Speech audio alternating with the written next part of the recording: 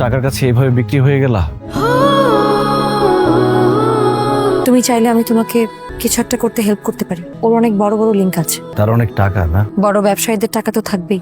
Spanish olive oil দিয়ে তোমাকে ঘষা মাজা করে না? ছি, নিজেকে তো লেপে পুছে কামরাঙ্গা বানিয়ে ফেলেছো। তোমার সাথে আমার দেখা করতে আসাটাই ভুল হয়েছে। যাবো না প্লিজ।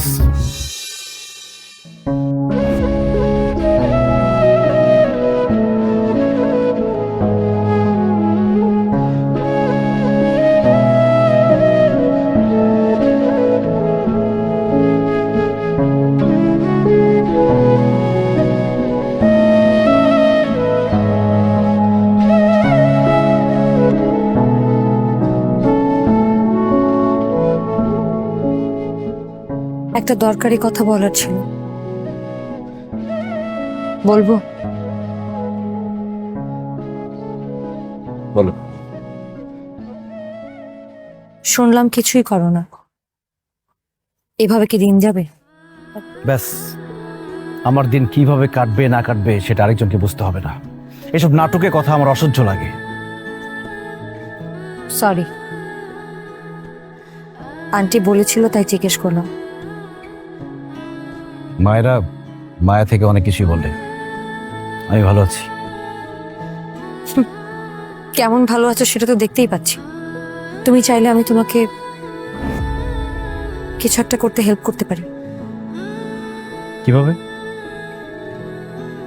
ও তো অনেক বড় ব্যবসায়ী, ওর অনেক বড় বড় লিংক আছে। ও মানে কে? যে লোকটার সাথে তোমার বিয়ে হয়েছে? হুম, তার অনেক টাকা না?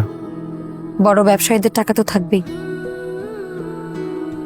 স্প্যানিশ অলিভ অয়েল দিয়ে তোমাকে ঘষা মাজা করে না? ছি, নিজেকে তো লেপে পুছে কামরাঙ্গা বানিয়ে ফেলেছো। তোমার সাথে আমার দেখা করতে আসাটাই ভুল হয়েছে। যাবো না প্লিজ। দাঁড়াও। টাকার কাছে এভাবে বিক্রি হয়ে গেলা।